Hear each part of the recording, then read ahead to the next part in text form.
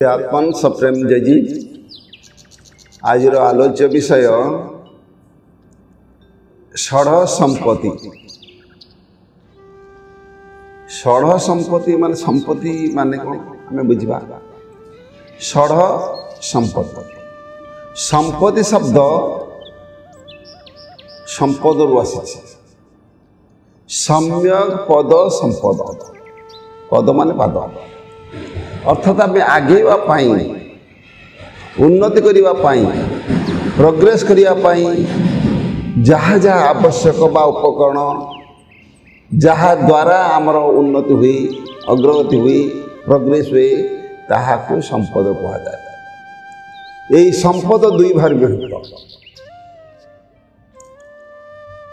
गोटे स्थूल संपद बा संपत्ति, द्वितीय होची सूक्ष्म संपद। स्थूल संपद को कहा जाए भौतिक संपद बा भौतिक संपत्ति, सूक्ष्म संपद को कहा जाए आध्यात्मिक संपद बा आध्यात्मिक संपद। संपद रु संपत्ति तेणु स्थूल संपत्ति और आध्यात्मिक संपत्ति। प्रथम विजय स्थूल संपत्ति क्या कहा जाए तनु धन जन रोटी कपड़ा और मकान, ये छटा हला स्थूल संपत्ति बा भौतिक संपत्ति। तनु माने शरीर, शरीरम आद्यम खलो धर्म साधन। खलो मान निश्चित भाव आम धर्म साधन करिपरिबा शरीर को नहीं, शरीर को बाईपास कर आज किसी है कि हेनी। तेणु प्रथम आम शरीर आम संपद, स्वास्थ्य ही संपद, शरीर ठीक रहा दरकार। तापर तनु धन, धन माने आम टंका पैसा बैंक बालांस गाड़ी घोड़ा इत्यादि। तेणु धन भी आम आवश्यक। धन हूँ विभूति लक्ष्मी, सी आवश्यक जहाँ द्वारा आम उन्नति हम। तनु धन जन, जन माने आम पिलापिली बापा माँ जहाँ सहित आम परिवार रहती, परिव्रियते परिवार अर्थात एकाठी ही रहती, सुख दुख शेयर करती। जो जन माने लोक माने सम्मान होचंती आम संपत्ति। तनु धन जन रोटी माने खाद्य, समस्त आम बंचवा बढ़िया खाद्यर आवश्यकता अच्छी। जेहेतु आम अन्नमय कोशल तैयारी होती आमर खाद्यर निहाती आवश्यक अच्छी। रोटी कपड़ा पोशाक पिंधा आम लज्जा निवारण पोशाक आवश्यकता अच्छी, संपत्ति। तापरे मकान माने घर बा जमी बाड़ी, ये छटा हला स्थूल संपत्ति। तनु माने शरीर, धन टंका पैसा इत्यादि, जन पिलापिली बा परिवार वर्ग, तनु धन जन रोटी माने खाद्य, कपड़ा माने पोशाक लज्जा निवारण पोशाक, और मकान माने घर जमी बाड़ी इत्यादि। ये छटा भौतिक संपत्ति आवश्यक जहाँ द्वारा आमर विकास होता है। नंबर 2 आध्यात्मिक संपत्ति, जहाँ को षढ़ संपत्ति कहा जाए। आदि शंकराचार्य तत्वबोधरे षढ़ संपत्तिर वर्णना करछन्ति। सम दम उपरम तितिक्षा श्रद्धा समाधानम इति। ये जो छटा रहिला सम अर्थात मन को निग्रह करिबा, दम चक्षुरादि इंद्रिय निग्रह, उपरम मा उपरति स्वधर्म अनुष्ठानम एवं, तितिक्षा शीतोष्ण सुख दुखादि सहिष्णुतम। तापर श्रद्धा गुरु वेदांत वाक्यादि से विश्वास, श्रद्धा समाधान चित्ते एकाग्रता। ये जो रहिला छटा नंबर 1 सम मन निग्रह। जेकोसी कम आम करतु तार मूल हूँ मन, कना सबुरे मूल मन दरकार। मनर मूल जगत, ये जगत जहाँ देखुं मन जमी हम जगतटा सेमती हम। मनु केमी किए कहते 5टा मन, मन अमन विमन सुमन कुमन। नीतिशास्त्र हूँ 5टा मन, मन हूँ 2टा।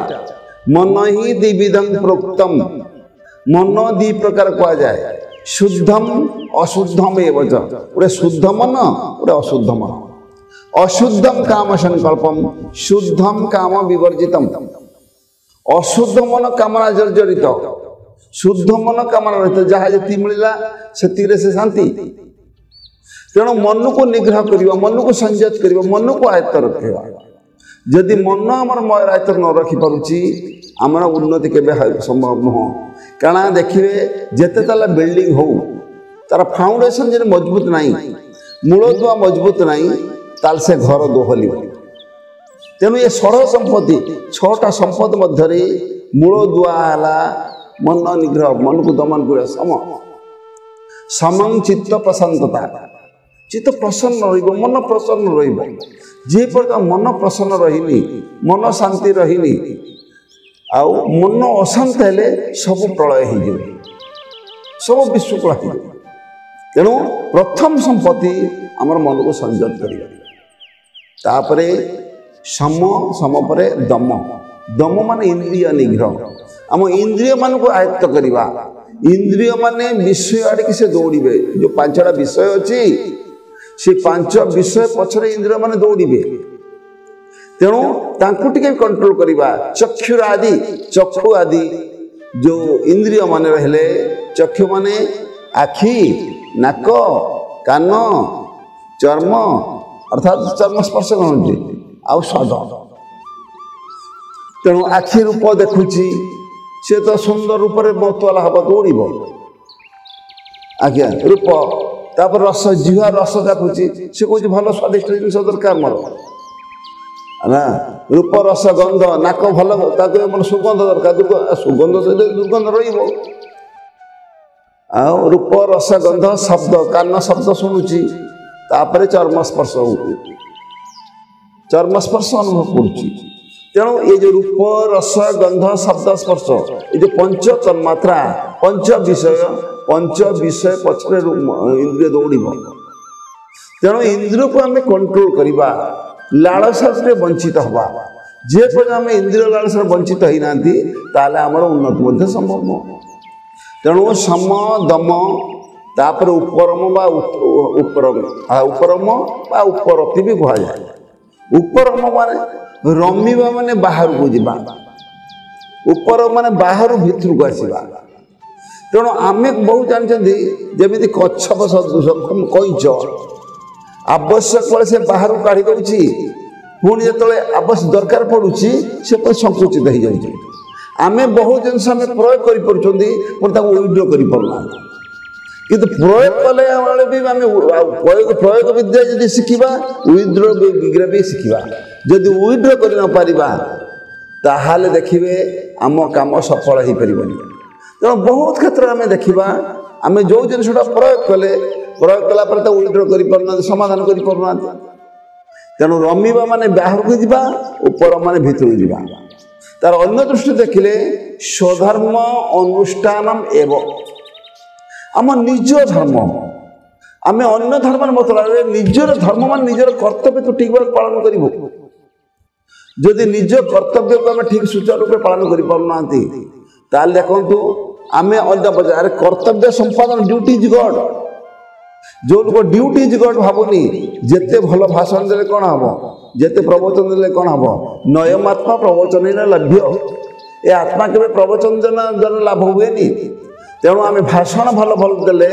जदि आम ड्यूटी ठीक न कले सब बेकार हो सम दम उपरम तापर तितिक्षा शीतोष्ण सुख दुखादि सही शुणुतम शीत उष्ण द्वंद्व दीटा आसब सुख दुख दीटा आसब सब दुई दुई दुई चलो किंतु आम ये दुई दुई कहुए द्वंद्व भल अच्छी माने मंद आसब राति अच्छी माने दिन आसब आसब प्रकाश से भल लगे अंधार थिबारु दिन से भल लगे राति थिबारु जदि राति नहीं तार दिन के भल लगे बहुत को राति तो कारी भल लगे राति भी समस्त भल लगे केते ता समय तो भल लगे जमीती आप रातिर शोवा जाऊँगी आलुओ जलुची आपको ठीक भाव निद हेनी आप जब आलुओ बंद करेंगे ताने आलोक बंद हेले आप निद ठीक भाव आस ताले भी आलोकर आवश्यकता नहीं ତେଣୁ ସମୟ ଅନୁସାରେ ସବୁ ଜିନିଷର ଉପଯୋଗିତା ଅଛି। ଯେତେବେଳେ ଆମେ ଶୋଇବାକୁ ଯାଆନ୍ତି ଆଲୋକର ଆବଶ୍ୟକତା ନାହିଁ, ଅନ୍ୟବେଳେ ଆବଶ୍ୟକତା ଅଛି। ତେଣୁ ସେଇଭଳି ଭାବେ ସବୁ ଜିନିଷ ଦ୍ୱନ୍ଦ୍ୱ ଭାବରେ ରହିବ, ଭଲ ସହିତ ମନ୍ଦ ରହିବ। ଯଦି ଆମେ ସହି ଶିଖିବାନି, ଦ୍ୱନ୍ଦ୍ୱ ସହନମ୍ ତପ, ଦ୍ୱନ୍ଦ୍ୱ ମାନେ ଦୁଇ, ଭଲ ସହିତ ମନ୍ଦ, ସୁଖ ସହିତ ଦୁଃଖ, ହାନି ସହିତ ଲାଭ, ସହିବା ମାନେ ବିଚଳିତ ହେବା। ବିଚଳିତ ନ ହେବା ମାନେ କ'ଣ? ଆମ ସ୍ଥିତି ଠିକ୍ ରହିବ। ସୁଖରେ ମତୁଆଲା ହେବାନି, ଦୁଃଖରେ ଝୁରି ହେବାନି। ବହୁତ ଲୋକ ସୁଖ ଆସିଲା କ'ଣ ହେଉଛି, ଟିପର ବାଟ ଚାଲୁଛନ୍ତି। ଦୁଃଖ ଆସିଲା କାନ୍ଦି କାନ୍ଦି ଝୁରିକି ଗଡ଼ି ଯାଉଛନ୍ତି। ନାଇଁ, ପୁଣି ଜିନିଷ ବିଚଳିତ ହେବାନି। ସୁଖ ଦୁଃଖ ସମାନ ଭାବରେ, ସୁଖଟା ବି ମୋ ପାଇଁ, ଦୁଃଖଟା ବି ମୋ ପାଇଁ। ତେଣୁ ସୁଖ ଦୁଃଖାଦି, ଶୀତ ଉଷ୍ଣ, ଗରମ ଯେମିତି ଲାଗୁଛି ଥଣ୍ଡା ବି ସେମିତି। ଆଜି ଗରମ ଲାଗିଛି, କାଲି ଥଣ୍ଡା ଲାଗିବ। ଶୀତ ଦିନରେ ସୂର୍ଯ୍ୟକୁ ସମସ୍ତେ ମାନେ ସୂର୍ଯ୍ୟର କିରଣକୁ ସମସ୍ତେ ଚାହାନ୍ତି। ଶୀତ ଦିନରେ ସମସ୍ତେ କହିବେ ମୋର ସୂର୍ଯ୍ୟ କିରଣ ଦରକାର, ସୂର୍ଯ୍ୟ କିରଣ ଆମକୁ ଭଲ ଲାଗୁଛି। କିନ୍ତୁ ଗରମ ଦିନରେ ସୂର୍ଯ୍ୟ କିରଣକୁ ସମସ୍ତେ ପ୍ରତ୍ୟାଖ୍ୟାନ କରୁଛନ୍ତି। କାରଣ ଆବଶ୍ୟକ ବେଳେ ସୂର୍ଯ୍ୟଙ୍କର ବି ମହତ୍ଵ ଅଛି, ସୂର୍ଯ୍ୟ କିରଣର ବି ମହତ୍ଵ ଅଛି। ତେଣୁ ସେ ସହିବା ଶିଖିବା, ଶୀତ ଉଷ୍ଣାଦି ସୁଖ ଦୁଃଖ ସହିଷ୍ଣୁତମ୍। ତାପରେ ହେଲା ଉପରମ ତାପରେ ତିତିକ୍ଷା ହେଲା ସହିଷ୍ଣୁତମ୍। ତାପରେ ଆସିବ ଶ୍ରଦ୍ଧା। ଶ୍ରଦ୍ଧା କ'ଣ? ଗୁରୁ ବେଦାନ୍ତ ବାକ୍ୟାଦିଷୁ ବିଶ୍ୱାସ ଶ୍ରଦ୍ଧା। ଗୁରୁଙ୍କ କଥା ଆଉ ବେଦର କଥାକୁ ବିଶ୍ୱାସ କରିବା ନା ଶ୍ରଦ୍ଧା। ଆପଣ କହିବେ ଗୁରୁଙ୍କ ପାଖରୁ ଆମେ ଶିକ୍ଷା କରିଲେ, ଜ୍ଞାନ ଆହରଣ କଲେ। ଯଦି ଗୁରୁଙ୍କ କଥାକୁ ଆମେ ନ ଶିଖିବା, ତାଙ୍କ କଥାଟାକୁ ଆମେ ଶିରୋଧାର୍ଯ୍ୟ ନ କରିବା, ତାଙ୍କ କଥାକୁ ଆମେ ପାଳନ ନ କରିବା, ତାହେଲେ ଆମେ ଗୁରୁ ଗ୍ରହଣ କରିବା ଲାଭ କ'ଣ? ତେଣୁ ଗୁରୁ ବେଦାନ୍ତ ବାକ୍ୟାଦିଷୁ ବିଶ୍ୱାସ ଶ୍ରଦ୍ଧା। ଗୁରୁଙ୍କ କଥା, ବେଦ ବା ଜ୍ଞାନର କଥାକୁ ବିଶ୍ୱାସ କରିବା ନା ଶ୍ରଦ୍ଧା। ଆଉ ବିଶ୍ୱାସ କଲେ ଫଳ ମିଳେ। ତାପରେ ଶ୍ରଦ୍ଧା, ଶେଷରେ ହେଲା ସମାଧାନ। ସମାଧାନ ମାନେ କ'ଣ? ସମାଧାନ ମାନେ ହେଉଛି ଚିତ୍ତେ ଏକାଗ୍ରତା। ଚିତ୍ତର ଏକାଗ୍ରତା। ଚିତ୍ତ ଗୋଟେ ପଏଣ୍ଟେଡ୍, ଚିତ୍ତ ଆମର ପଏଣ୍ଟେଡ୍ ହେଇପାରୁନି।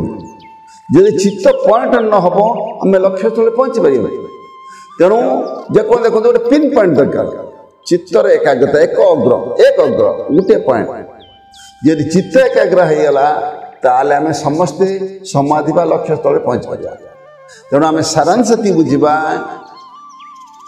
ସମ ଅର୍ଥାତ୍ ମନକୁ ସଂଯମ କରି, ଦମ ଇନ୍ଦ୍ରିୟ ଲାଳସାରୁ ବଞ୍ଚିତ ହୋଇ, ତାପରେ ସମ ଦମ ଉପରମରେ ନିଜର କର୍ତ୍ତବ୍ୟ ପାଳନ କରି, ତିତିକ୍ଷା ଘାତ ପ୍ରତିଘାତ ଦ୍ୱନ୍ଦ୍ୱ ସୁବିଧା ଅସୁବିଧାକୁ ସହନ କରି, ତାପରେ ଶ୍ରଦ୍ଧା ଗୁରୁ ତଥା ବେଦବାଣୀକୁ ପାଥେୟ କରି, ତାପରେ ଶେଷରେ ଆସିଲା ସମଦମ ଉପରମ ତିତିକ୍ଷା ଶ୍ରଦ୍ଧା ସମାଧାନର ଅର୍ଥାତ୍ ଚିତ୍ତକୁ ଏକାଗ୍ର କରି ଆମେ ଲକ୍ଷ୍ୟସ୍ଥଳରେ ପହଞ୍ଚି ପାରିବା।